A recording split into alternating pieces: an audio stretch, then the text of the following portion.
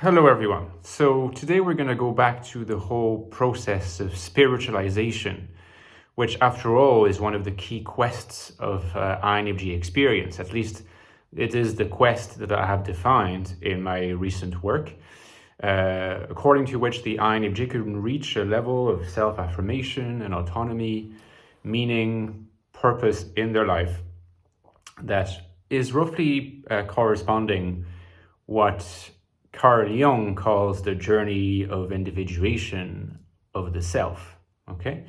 And the whole phenomenon of spiritualization, spiritualized INFJ, is a topic that, I have explored it in quite a lot of depth in this book, which you might be familiar with, The Infinite Soul, INFJ Life in the Modern World. So if you want to know all about it and how the two main challenges are authenticity and adaptation, and how to reconcile them. So if you want to know more about how to concretely approach this issue, you should get The Infinite Soul, and the link is below.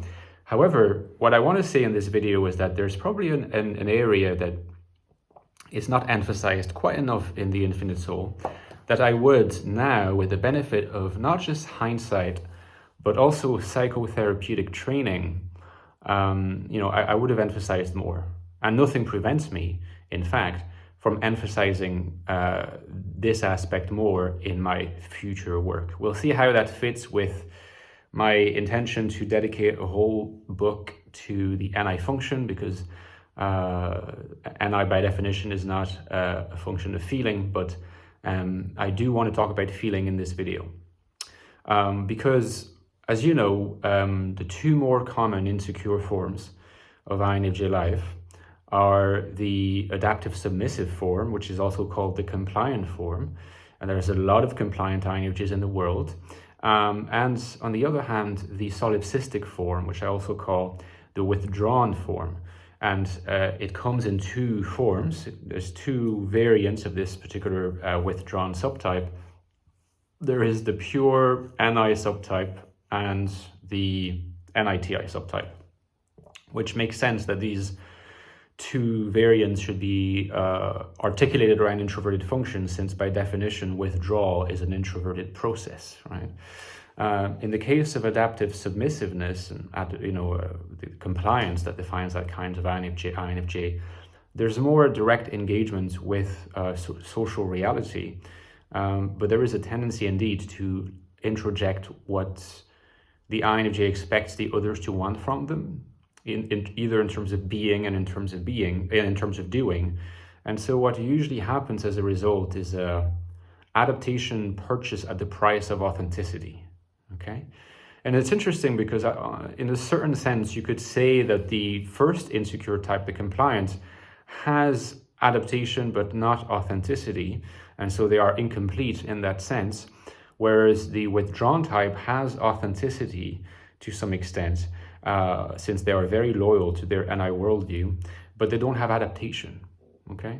And it turns out, and it's not so surprising, that authenticity without adaptation, in fact, is a lower form of authenticity than authenticity with adaptation.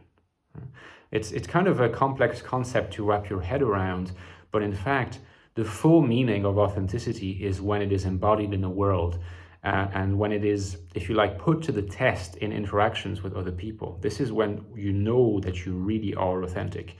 If you are authentic because you are kind of retreating to your own little NI world and not engaging with anything else or anyone else much of the time, except maybe on the internet,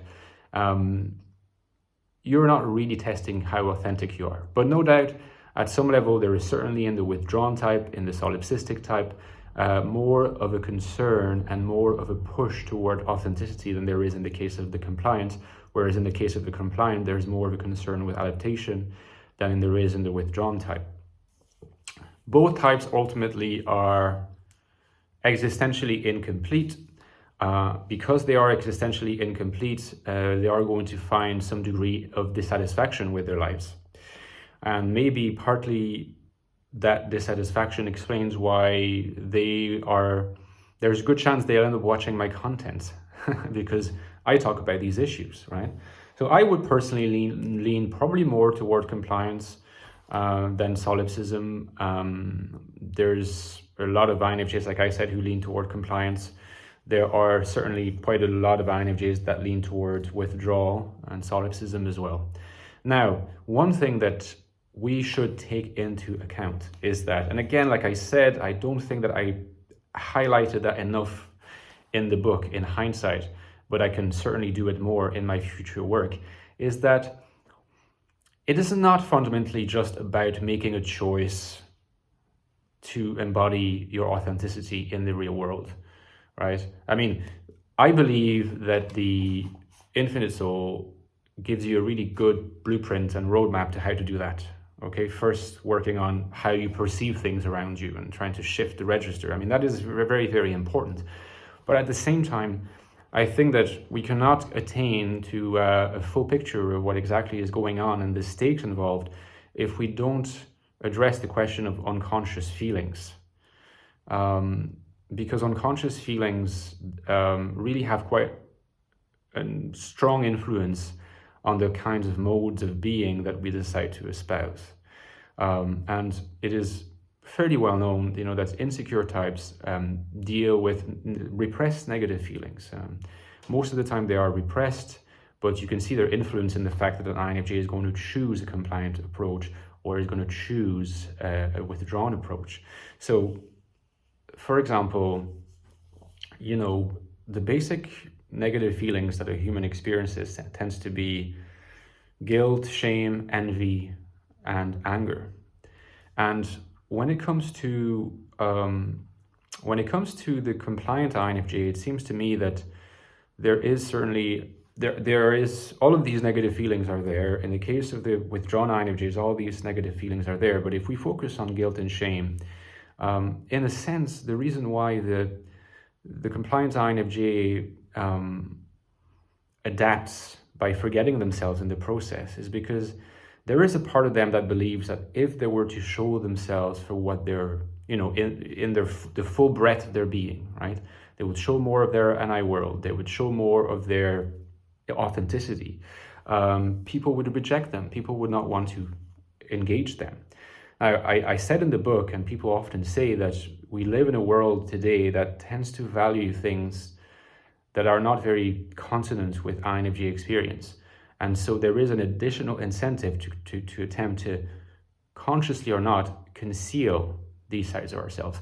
That is true, but that is still a bit of a rationalization. Thinking about it more now, I realize it is still a bit of a rationalization.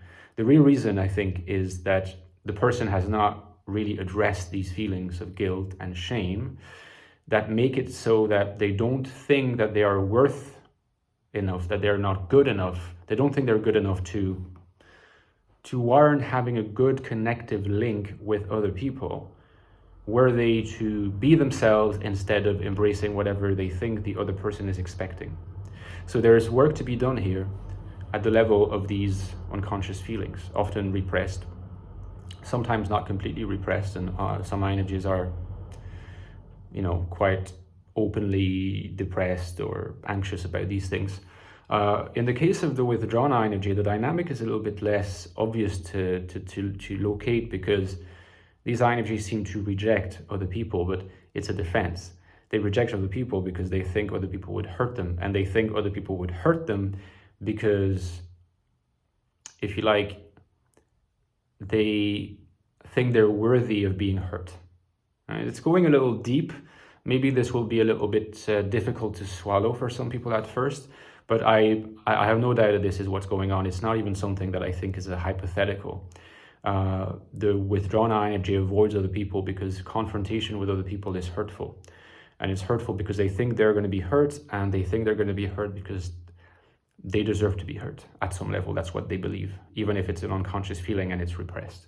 So you need to be able to work on these emotions too, not just about, not just on the articulation of your vision and the choices you make and, what I've been talking about in my videos for the last year or something with a lot of emphasis. It's also about trying to work on these unconscious feelings. Now, how to work on these unconscious feelings is difficult in the absence of engaging in some kind of therapeutic process.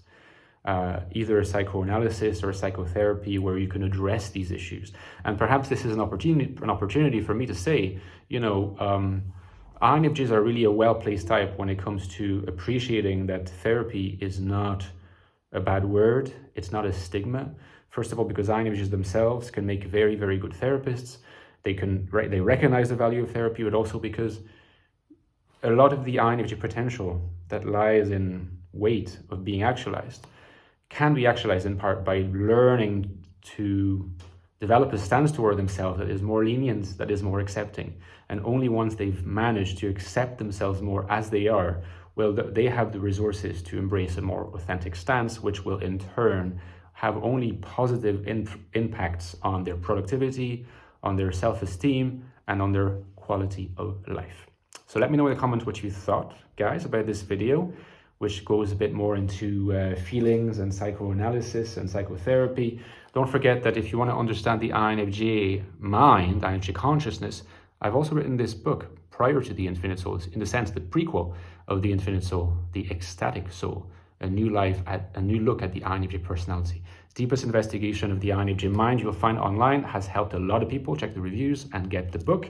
And as usual, guys, don't forget that the absolute lifeblood of my channel is my Patreon page, the very kind donations you make every month. I could not do it without you.